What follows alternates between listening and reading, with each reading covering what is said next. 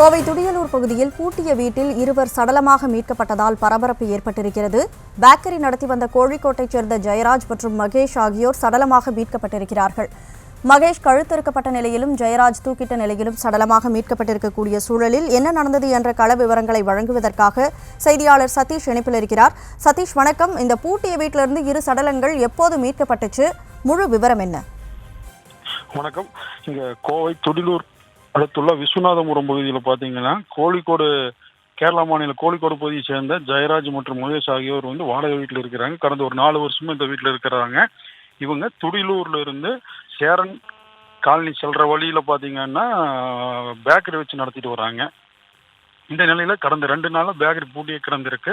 So அந்த பகுதி இப்போ இந்த அக்கம் பக்கத்தினர் ஏன் இவங்க கடை திறக்கல அப்படின்னு சொல்லிட்டு என்னாச்சுன்னு சொல்லிட்டு வீட்டை கேட்டுட்டு போகலான்ட்டு வீட்டுக்கு வந்திருக்காங்க. அப்போ வீடு பார்த்தீங்கன்னா உள் பக்கமாக தாள் போட்டு கிடந்திருக்கு. உடனே அவங்க ஜன்னல் வழியா பார்க்கும்போது உள்ள ஒருத்தர் தூக்கு போட்டு இறந்து கிடக்கிறார், கீழோடு இன்னொருத்தர் இறந்து கிடக்கிறத பார்த்துட்டு அதிர்ச்சி அடைந்து உடனடியாக துடிலூர் காவல் நிலையத்துக்கு தகவல் தெரிவிக்கிறாங்க.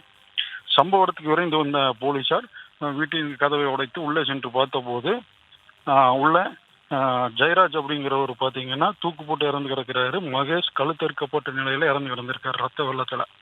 உடனடியாக கைரேகை நிபுணர் உள்ளிட்டவர்களை எல்லாம் போலீசார் வச்சு மேற்கொண்டு விசாரணை நடத்திட்டு வர்றாங்க. இதுல என்ன யோசிக்கிறாங்கன்னா, மகேஷை ஜெயராஜ் ஒருவேளை கொலை செய்து விட்டு தானும் தற்கொலை செஞ்சுக்கிட்டாரா அப்படிங்கிற இதுல போலீசார் தற்போது விசாரணை செஞ்சுட்டு வராங்க.